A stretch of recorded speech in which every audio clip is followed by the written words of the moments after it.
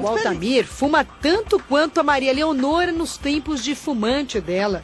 E já no primeiro teste, bateu o recorde no aparelhinho. 44? Nossa. O cigarro, você já sente o que o cigarro faz de mal para você? Nossa, em todos os momentos, no dia a dia, em atividades corriqueiras ali, em brincar com o filho, correr, subir escada. O Altamir está entre os participantes do programa de atenção intensiva ao tabagista, realizado nas policlínicas de Santos, no litoral paulista. O acompanhamento inclui o uso de gomas de mascar e de adesivos, que ajudam a driblar a falta da nicotina. E, dependendo do caso, os pacientes recebem um medicamento para reduzir a ansiedade. Às vezes ele tem a ideia de que o remédio vai ser a solução. Se eu tomar remédio, eu vou parar de vez.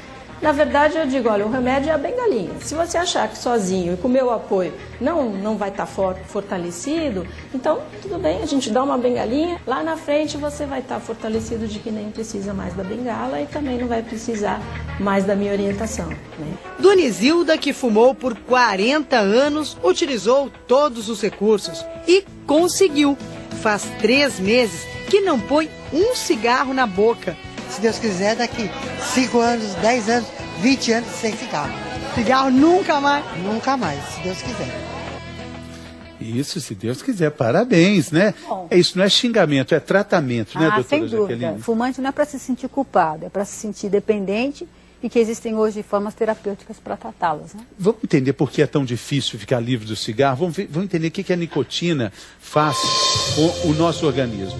Fumamos. Então, o indivíduo fuma, de 7 a 10 segundos, a fumaça chega no pulmão e já vai ganhar circulação e vai para onde? O cérebro, né? A nicotina vai chegar no cérebro. Sensação de prazer. Sensação de prazer de 7 a 10 segundos. De alívio, de exatamente, bem-estar, porque há uma liberação de substâncias, ativação de circuitos cerebrais, né? Então, já chegando aqui, 7 segundos depois. 7 segundos, chega no cérebro, na área do prazer. Vai aumentar o quê? Vai aumentar uma concentração de uma substância chamada dopamina, né? Essa dopamina vai subindo, o indivíduo vai ter a sensação de prazer, de bem-estar. Isso que a gente chama de reforço de condicionamento. Então, por isso que o indivíduo quer sempre fumar, porque ao fumar ele tem essa descarga de dopamina. Mas o cigarro acaba. Acaba e é metabolizado. E a dopamina, o que acontece vai com ela? Vai sendo eliminada. Aí, quando os níveis de dopamina começam a diminuir, o indivíduo começa, então, a ter novamente a vontade de fumar. Então, ele passa o dia aumentando, diminuindo dopamina, fumando de novo. Isso é o que a gente chama de ciclo da dependência. Para algumas pessoas esse ciclo é mais intenso, para outras é menor, e para isso que existem formas variadas de tratamento. Quem tiver dificuldade em parar de fumar, tem que procurar ajuda para a gente eliminar esse circuito aqui, fazer com que as pessoas consigam parar de fumar. Exatamente, essa parte dá para evitar. Mas a gente está falando também da poluição, que tem um efeito tão devastador quanto você não pode parar de respirar. Você não pode também mudar de cidade, assim, aleatoriamente. E as crianças, como é que elas podem fazer para ficar um pouco mais salvas desse efeito da poluição? A gente vai falar sobre isso, o que você pode fazer para cuidar bem do seu pulmão, dos seus pulmões. A gente fala sobre isso daqui a pouquinho, depois do intervalo. Respire fundo, que a gente volta logo. Bem-vindo de volta. No primeiro bloco a gente mostrou esse aparelhinho aqui, conhecido como monoxímetro, mas que ganhou o apelido simpático do bafômetro do cigarro. A Ana Brito levou o bafômetro do cigarro junto com a doutora Jaqueline para balada, especialmente para perguntar para aquelas pessoas que sempre quando você faz assim um questionamento, você fuma? As pessoas falam assim, não. De vez em quando, na balada. Vamos ver que resultado que deu no corpo, no organismo dessas pessoas. Elas fumam ou não fumam?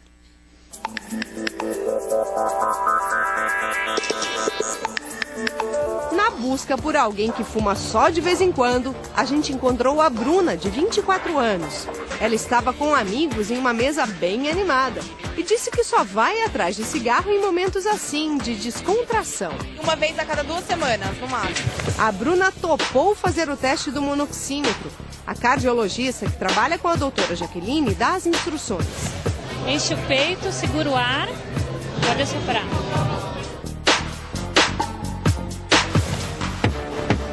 Quanto deu, doutora? Vamos ver aqui. Deu exatamente o que a gente esperava. 2 partes por milhão, que é concentração de não fumante. Que é normal. Agora vamos ver depois da balada como é que Tá bom. Obrigada, doutora. Você não fumou nenhum hoje? Ainda não. Pretende fumar?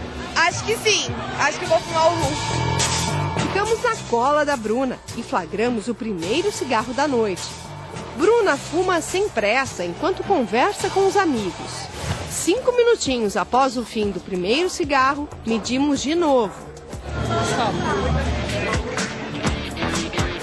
O monoxímetro começou marcando 4, mas logo pulou para 5. Aí o que vai acontecer? Provavelmente você vai fumar outros cigarros. No final da noite, ela vai estar com uma concentração mais elevada em função desse monóxido de carbono. A presença de monóxido de carbono nos pulmões depende ainda do intervalo entre um cigarro e outro. E também da maneira como a pessoa fuma, se traga com mais ou menos força. Quanto maior a concentração de monóxido de carbono, menos hemoglobina livre, hemoglobina sadia você tem no organismo. E o organismo passa a sofrer em função desse envenenamento, né, do sangue na presença do monóxido de carbono. Bruna é fumante eventual mesmo. Só foi para o segundo cigarro depois de mais de 1 hora.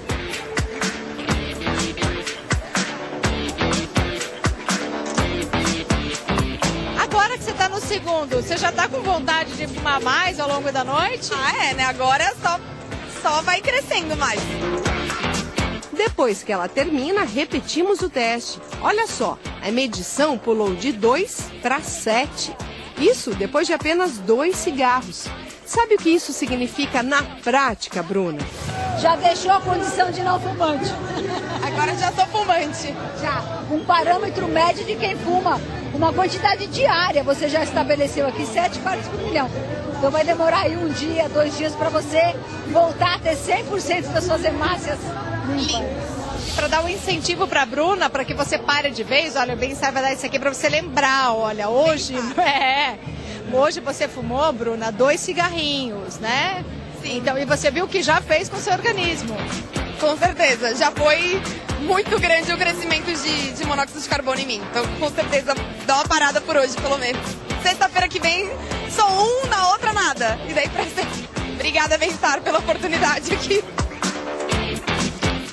Legal, né? A boa notícia para quem fuma e quer parar também é que um dia sem fumar já faz com que o índice baixe assustadoramente, sim, né, doutora? E 3 dias sem fumar já fica que nem quem nunca fuma. Então essa é a boa notícia. Por isso que é importante parar de fumar, independente de idade, quanto tempo fuma, qual a carga de cigarros. Parar de fumar em 3 dias te dá a possibilidade de você reter um monóxido de carbono igual de quem nunca fumou, como você era antes de começar a fumar. Só do monóxido de carbono, sim, né? Porque sim. o resto dos estragos já foi feito. Não, depende. Tem situações que são reversíveis. É muito importante as pessoas pararem com precocidade, não fumar por muito tempo e logo pensar em parar de fumar. E é interessante que esses fumantes estão no treino para virar fumante regular. Porque esse processo de dependência ele vai se instalando aos poucos. Você vai ativando o circuito aquele circuito cerebral, cada vez o número de receptores aumenta mais e as pessoas ficam aumentando o consumo de cigarro para ter a mesma satisfação. Bom, agora é hora da gente saber o que acontece no Brasil e no mundo com as informações do G1, o portal de notícias da Globo na internet. É o G1 em 1 minuto. Vamos ver.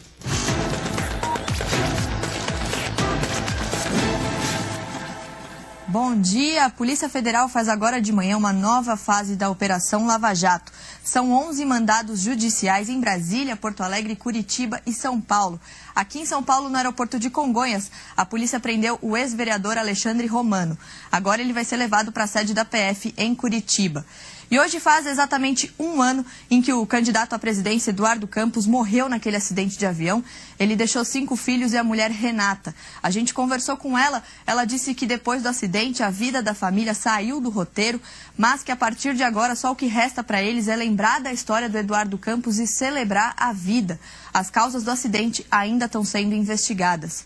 E se você é daqueles que morre de medo de tubarão, agora você vai conhecer um novo monstro das águas. Nos Estados Unidos, um cara estava em um lago filmando os peixinhos e aí, de repente, um dos peixinhos pulou para fora da água e mordeu o mamilo do cara. Polêmico! Bom, esse vídeo bombou na internet, não tá fácil para ninguém, hein, Mari Fê? Meu Deus, parem as máquinas. Agora, por que ele estava com a câmera nesse ângulo, né, Mari? Muito esquisita essa imagem. Vale um detetive virtual aí no Fantástico. Humble Fish. Legal, Mari. Cuidado com os peixinhos, hein? Pode deixar. Bom trabalho. Bom trabalho, até mais. Até amanhã. Até. Peixinho inofensivo, cuidado. O ar de São Paulo também, né, Mari? Tem que ter cuidado. Michele Loreto está hoje dando um auxílio luxuoso aqui ao programa Bem-Estar, e ela está... sabe tudo sobre poluição. Vou perguntar para ela, Michele, qual é um dos piores lugares? Existe, assim, o pior lugar de São Paulo, que já é uma cidade poluída, um dos grandes índices de poluição do Brasil? Qual é o pior lugar de São Paulo?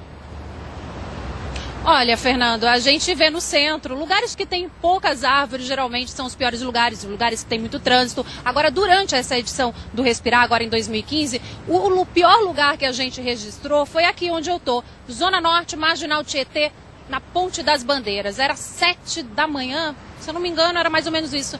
E a poluição chegou a 148 microgramas de partículas por metro cúbico. É muita poluição. Nesse momento aqui, a gente tem 55 microgramas de partículas. Aí você vai me perguntar, tá, Michele, você está falando todos esses números, mas o que isso quer dizer? Bem, antes de mais nada, o Fernando tinha me perguntado um pouco antes, por que no inverno a gente tem mais poluição? Principalmente por causa do tempo seco e da inversão térmica. Quando bate um vento, a poluição já dispersa, quando chove ela acaba. Mas o que acontece? A gente tem uma disparidade muito grande aqui no Brasil. Aí eu vou falar por quê. Depende da língua que você está falando. A OMS fala pra gente que a partir de 50 microgramas de partículas, a gente já está respirando um ar que faz mal para a nossa saúde. A CETESB, que cuida da qualidade do ar aqui em São Paulo, diz que é só a partir de 120. É como se, por exemplo, na França, eles dissessem para a gente que febre é a partir de 37 graus. E aqui em São Paulo, é só a partir de 40 graus. Tá tudo errado e precisa mudar. Veja na reportagem outra vez. Pela CETESB, a poluição começa a fazer mal quando respiramos 120 microgramas de partículas por metro cúbico de ar. A OMS diz que o limite para respirar num dia é de 50 microgramas. E quando a gente fala da poeira fina, aquela mais perigosa que vai direto para o pulmão, é ainda pior. Para a CETESB, o limite para começar a fazer mal para a gente é 60 microgramas. Para a OMS, é 25. As substâncias tóxicas circulam pelo corpo, entram na placenta e vão direto para o bebê que ainda está em desenvolvimento. Os novos estudos da Universidade de São Paulo mostram que os filhos de mães que moram em lugares poluídos crescem menos e nascem abaixo do peso. Além disso, eles têm mais chance de ficar doente. É como se eles tivessem uma marca para a vida toda. E a doença mais comum é a respiratória. Os atendimentos aumentam em até 35%. O Lorenzo só tem 10 meses e já passou por 2 crises de bronquite.